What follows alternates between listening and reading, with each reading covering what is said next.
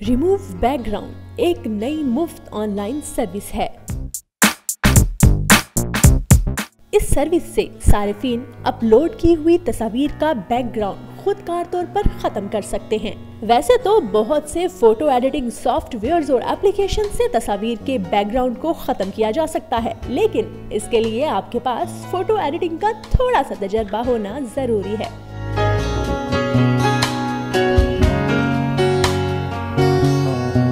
Remove background फिलहाल एक मुफ्त सर्विस है।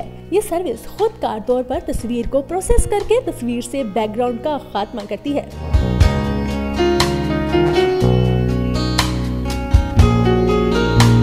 बैकग्राउंड खत्म करने के लिए सारिफ को बस तस्वीर मुंतखब करना पड़ती है और बैकग्राउंड खत्म होने के बाद डाउनलोड के बटन पर क्लिक करके तस्वीर डाउनलोड करना पड़ती है।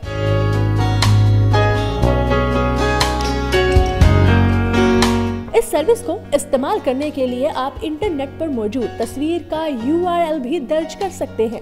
इस फीचर में प्रोसेसिंग टाइम थोड़ा कम लगता है, लेकिन यह तस्वीर के साइज पर मुनहसिर है। रिमूव इमेज बैकग्राउंड के फंक्शन अभी काफी महदूद हैं।